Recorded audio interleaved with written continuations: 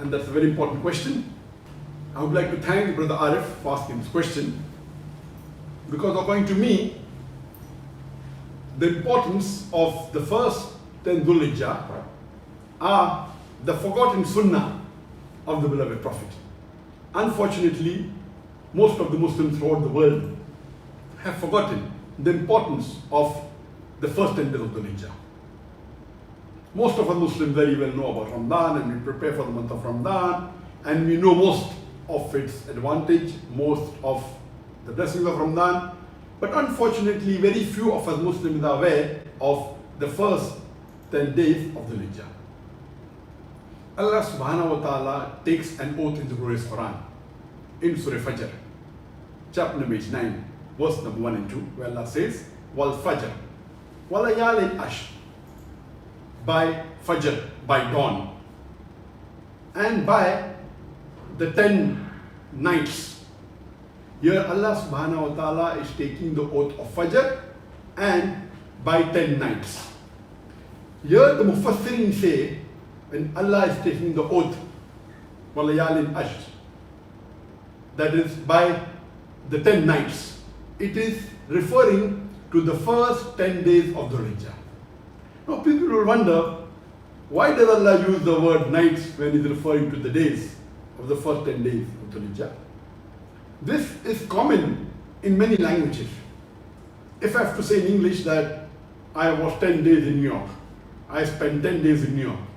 But naturally, when I say I spent 10 days in New York, it means I spent 10 days and 10 nights in New York. It's understood. When I say days, many a times the nights is included. Similarly, in Arabic, when days are mentioned, the nights are included. And when nights are mentioned, many a times even the days are included. It can only mean night, it can be day and night also, it can mean only day, depending upon the context. So when Allah says here, He's taking the oath of 10 nights, the Mufassirin, they say it refers to the first 10 days of Dhul Hijjah. And if you read Tafsir ibn Kathir, it says that the first 10 days of Dhul Hijjah are the most important days in the complete year. There are no days besides these 10 days which are more important. These 10 days in the full year are the most important days of the year, even more important than the last 10 days of Ramadan. But the last 10 nights of Ramadan are more important than the first 10 nights of Dhul Hijjah. Because in the last 10 nights of Ramadan is the Laylatul Qadr. Because Laylatul Qadr falls in the last 10 nights of Ramadan, the last 10 nights of Ramadan are the most important 10 nights in the full year, and the first 10 days of Dhul Hijjah are the most important days in the full year. It's mentioned in Sahih Bukhari, volume 2, hadith number 969. The Prophet said, there are no deeds better than the deeds done on the first 10 days of Dhul Hijjah. There are no deeds done on any other day better than the deeds done on the first 10 days of Dhul Hijjah. So the Sahaba asked the Prophet, what about jihad? The Prophet said, even jihad, the deeds done on the first 10 days of Dhul Hijjah are better even than jihad, except if jihad is done with the wealth and the life of the person, and the person returns back without any of the two. That means if a person goes for jihad with his wealth and his life and he is martyred, that is the only deed, one deed, which is better than the good deeds done in the first 10 days of Dhul Hijjah. A similar message is repeated in Al-Darimi, hadith number 1925. It's narrated by Ibn Abbas that the Prophet, peace be upon him, said, the deeds done in the first 10 days of Dhul Hijjah are the best deeds. There is no other deeds done on any other day which is better than the deeds done in the first 10 days of Dhul Hijjah. And when someone asked, the Prophet. What about jihad? The Prophet said even jihad, unless the person goes for jihad with his wealth and life and comes back without both of them. That means unless a person is martyred in the battlefield while doing jihad, that is the only deed which is better than the good deeds done in the first 10 days of Dhul Hijjah. That means the first 10 days of Dhul Hijjah are the most important 10 days in the full year. There is no doubt about it. And unfortunately, most of us Muslims are unaware of this fact. It's mentioned in Sahih Muslim, volume number 3, hadith number 2747, when the beloved Prophet Muhammad was asked about the fasting on the day of Arafah.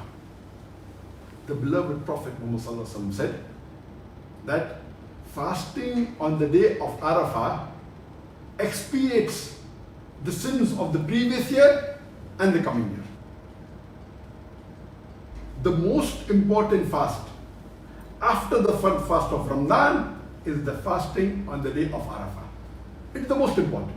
There are some scholars, very few, who say fasting of Muharram, the fasting of Ashura, is the most important after the first fast of Ramadan, because the hadith of the Prophet ﷺ, which says that fasting in Muharram and Ashura is the most important fast after the fast of Ramadan. But in this fast, the Prophet said, the sins of the previous year is expiated, is forgiven.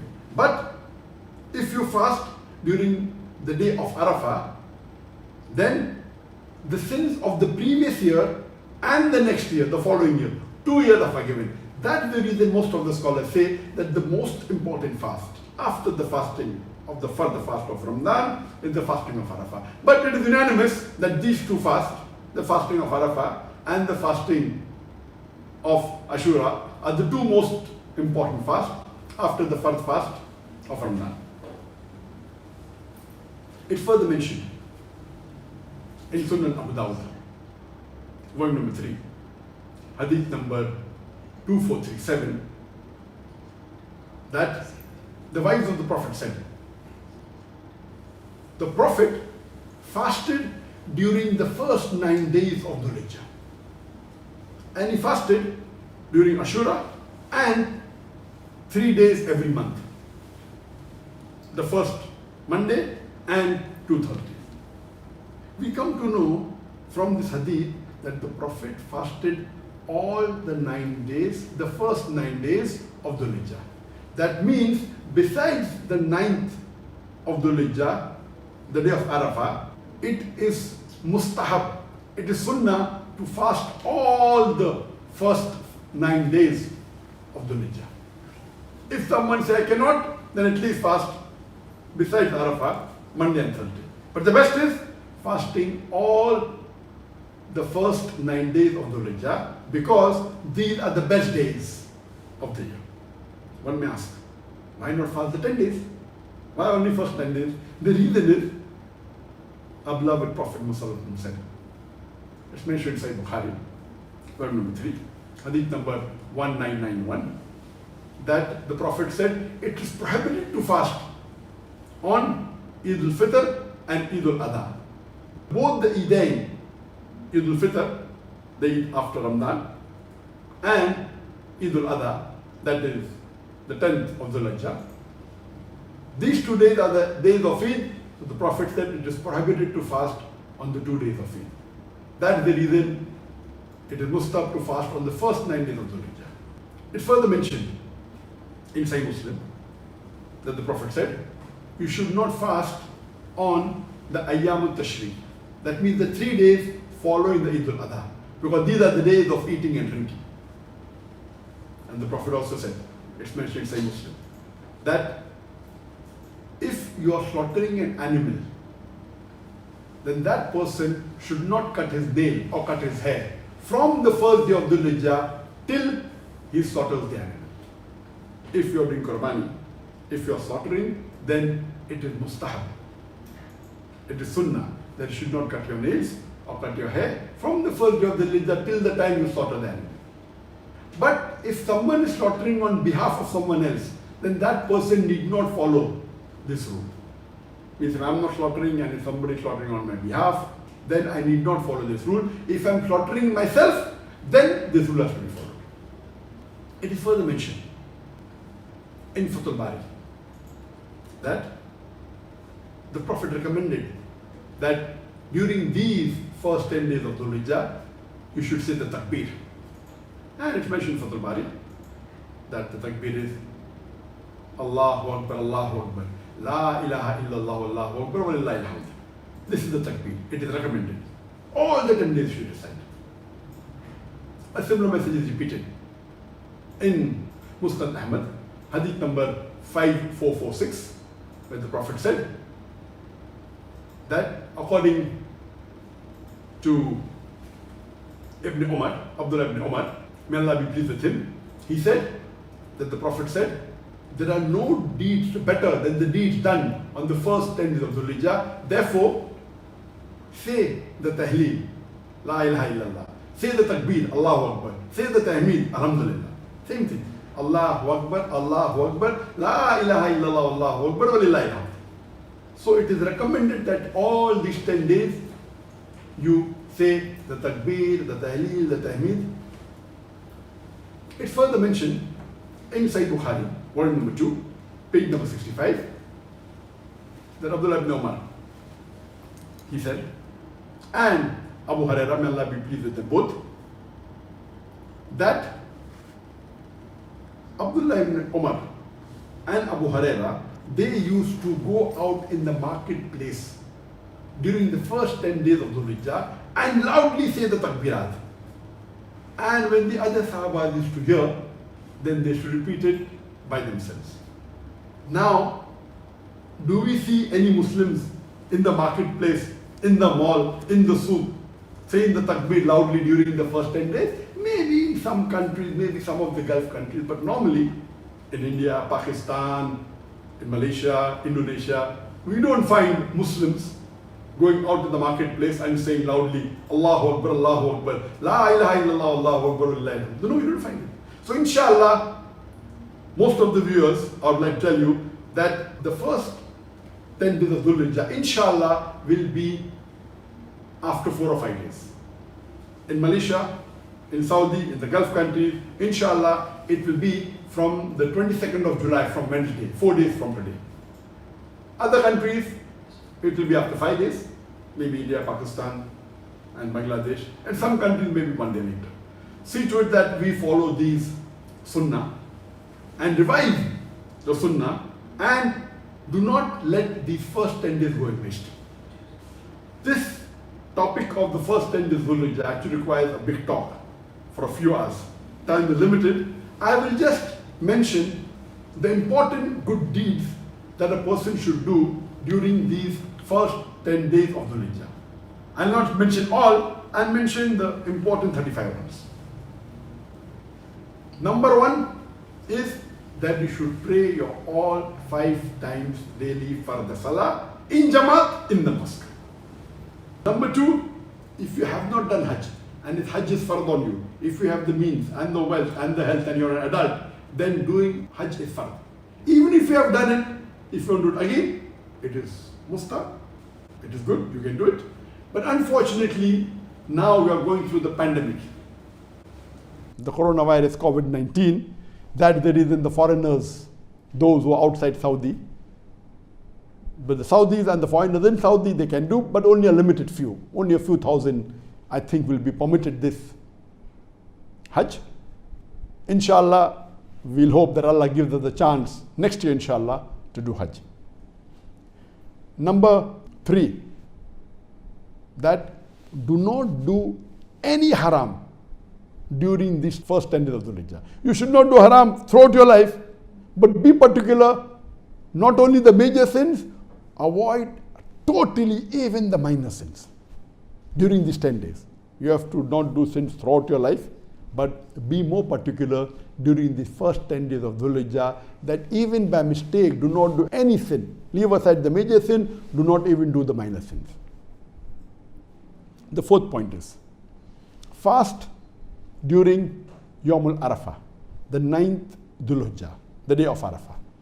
Inshallah, your previous year's sins and the next year's sin will be forgiven, inshallah. Expiated, would be forgiven, inshallah. But natural, when the hadith says your sins will be forgiven, it's understood the minor sins, not the major sins. Point number 5. It's preferable you fast the first 9 days of Dhul Hijjah, all the first 9 days. If you cannot for any particular reason, at least fast on Arafah and Monday and Thursday. But preferable you fast all the 9 days, the first 9 days of Dhul Hijjah. The 6th point is that slaughter an animal, if you have the capacity, on Yawmun Nahar. That is on Eid al-Adha or the 3 days following on Ayyam al-Tashriq. 7th is say the tasbih, subhanallah, say the tahleel, la ilaha illallah, say the takbirat, that's Allahu Akbar, say the tahmeed, alhamdulillah, or as I said earlier, Allahu Akbar, la ilaha illallah, Allahu Akbar, walillahi alhamd.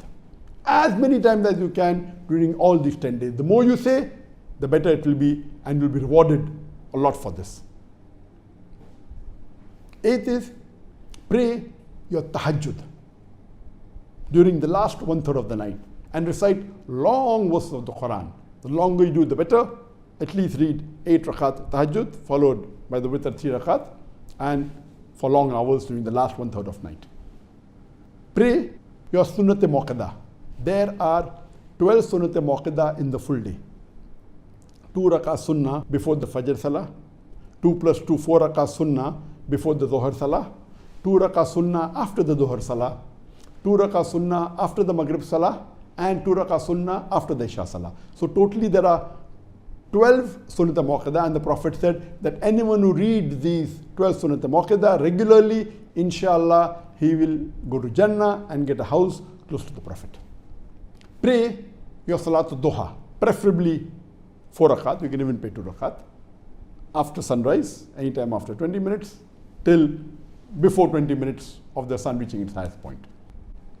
See to it that you do maximum charity during these 10 days. Besides your further zakat, do as much of charity as you can. Do dua before iftar. And since we'll be fasting, so dua before iftar is accepted by Allah subhanahu wa ta'ala. Do as much as dua as you can during all these 10 days. Do as much of dhikr as you can during these 10 days. Read as much of the Quran as you can during these 10 days. Do tilawat of Quran. If you can, you do memorization of the Quran. Read the Quran. If you don't know Arabic as a language, read along with the Arabic portion, read the translation in the language you understand the best. Read the tafsir of the Quran. If you can, teach Quran to others. Ask Allah for forgiveness. As much as you can do istighfar, do during these first 10 days of the Dhul Hijjah. Recite as much as of the dua of the Prophet ﷺ, all the dua which are recommended. And the best book to refer is The Fortress of the Muslim, that's Hisnul Muslim, where the authentic duas are mentioned. Do as many other good deeds as you can in these 10 days of the Dhul Hijjah, as much as you can. Whatever small deed, medium deed, big good deed, do as much as you can. Follow as much as of the sunnah of the Prophet as you can during these first 10 days. For example, when you wear the footwear, wear with your right foot. When you remove the footwear, remove with your left foot. When you enter the mosque, enter with the right foot. When you step out of the mosque, step out from the left foot. When you're wearing the clothes, put your right hand first. When you're removing the clothes, remove with the left side first. These are the sunnahs. When you're drinking water, sit down and drink water. As much as of the sunnah you can do, it is better during these first 10 days of the Dhul Hijjah. Then do tazkiyah nafs, purification of the soul. Read as much as Sahih hadith you can of the Prophet. Forgive people's fault as much as you can. Avoid all the makruh. As much as the makruh, discourage acts you can avoid, please avoid and don't do it. Do islah with the other Muslims as much as you can. Do dawah with the non-Muslims. Invite them to the fold of Islam. Invite them towards Tawheed. Read the sunnat ghair mauqida. The sunnat ghair mauqida are 10 in the full day. 2 rakat sunnat after the Dhuhr Salah. After the 2 rakat of sunnat mauqida, you can read 2 rakat sunnat ghair mauqida after the Dhuhr Salah. Then 2 plus 2, 4 rakat before the Asr Salah, 2 rakat before the Maghrib Salah, and 2 rakat before the Isha Salah. Totally there are 10 sunnat ghair mauqida. Attend as many live lectures as you can of scholars, the durus, the lectures, the question and answer session of the authentic scholars. If you cannot attend personally, then watch them on the videos, on the social media, on the YouTube, on the Facebook. You can hear them on the audio tape, on the DVDs, on the social media. You can read books of the seerah of the Prophet. You can read books of the authentic scholars. Give as much time as you can for your family members. Because the Prophet said, the best Muslim is he who is best to his family, especially his wife. Do not waste a single minute during these first 10 days of Dhul Hijjah, because these 10 days are the most important days of the year. You cannot afford to waste a single minute. Be kind and nice to people. Be good to the neighbors. Be happy and cheerful, and be nice and courteous to all the people living around you. This was in brief about the 35 important points that should be done during the first 10 days of Dhul Hijjah. There are many more you can add, but since time is limited, these are the important points I mentioned. And inshallah, for more details, you can refer to my Facebook and to my other lectures on this topic. And I hope I've done justice in brief to the importance of the first 10 days of Dhul Hijjah.